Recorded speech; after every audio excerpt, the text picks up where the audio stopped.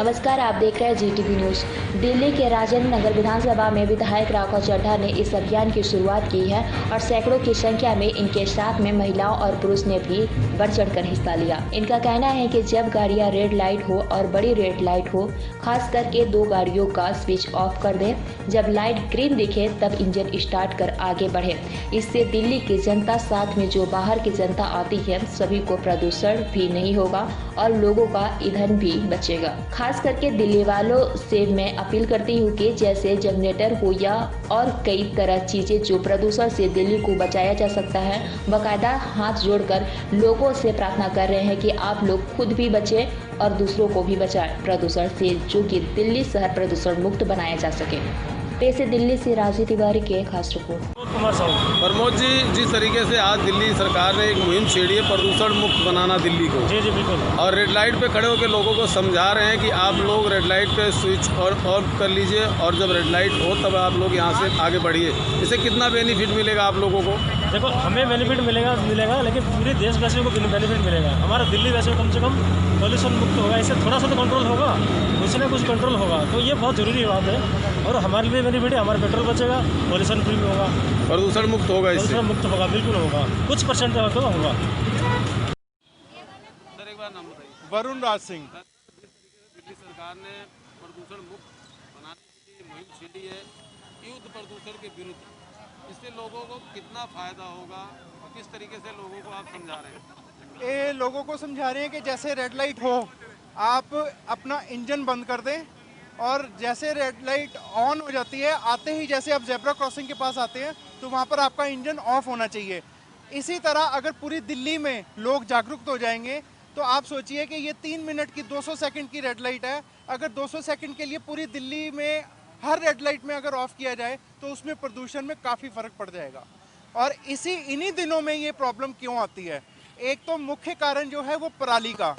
सारा साल गाड़ियाँ चलती हैं, सारा साल ये वाहन चलते हैं, बसें चलती हैं, ट्रक चलते हैं, पर इन्हीं महीनों में क्यों प्रदूषण का स्तर बढ़ता है? उसका मुख्य कारण है कि जो आसपास राज्य सरकारें हैं वो सहयोग नहीं कर रहे हैं।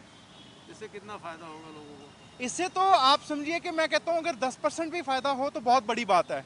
पूरी दिल्ली में अगर ऐसे ही मुहिम चलती रही, 10% का भी अगर पोल्यूशन में फ़र्क पड़ जाए तो ये बहुत बड़ी कामयाबी है। आप दिल्ली सरकार ने जो मुहिम छेड़ी है प्रदूषण को लेकर के, उसके बारे में बताएं, किस तरीके से लोगों को आप समझा रहे हैं? देखिए, केजरीवाल सरकार के आदेश अनुसार दिल्ली भर में रेड लाइट ऑन गाड़ी ऑफ अभियान की शुरुआत हो चुकी है। आज राजेंद्र नगर विधानसभा के सभी साथी मिलकर अहम जंक्शन जहाँ पे ज़्यादा ट्रैफिक रहता है वहाँ पर इस अभियान की अवेयरनेस ड्राइव फैला रहे हैं, चला रहे हैं। होर्डिंग्स लेकर, पोस्टर्स लेकर, बैनर लेकर जंक्शन पे खड़े हैं और लोगों से अनुरोध कर रहे हैं कि आप अपनी गाड़ी का इंजन ऑफ़ करें। लोगों का खूब समर्थन मिल रहा है, लोग गाड़ी का इंजन ऑफ़ कर रहे हैं और इस वायु प्रदूषण के खिलाफ अहम लड़ाई में अपना योगदान भी दे रहे हैं। ये दिखाता है कि दिल्ली वाले हर बार मुख्यमंत्री केजरीवाल जी के कहने पर लड़ाई लड़ते हैं और उनका योगदान देते हैं, चाहे वो डेंगू के खिलाफ लड़ाई हो, कोविड-19 के खिलाफ लड़ाई हो या फिर वायु प्रदूषण के खिलाफ लड़ाई। कितना फायदा होगा इससे दिल्ली के लोगों को? देखिए, वायु प्रदूषण के स्तर को घटाने में थोड़ा फ़ायदा तो अवश्य इससे मिलेगा।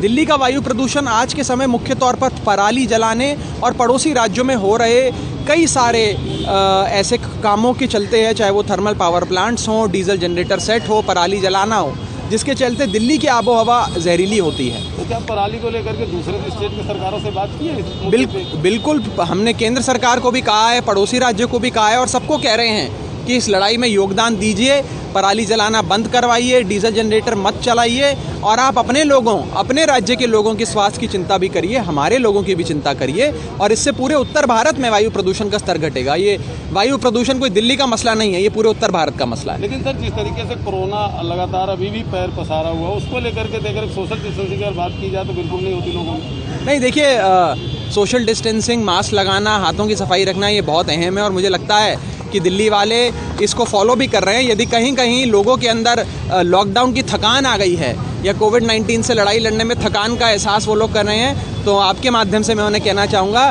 कि नज़र हटी दुर्घटना घटी, जब तक दवाई नहीं तब तक ढिलाई नहीं। शुक्रिया।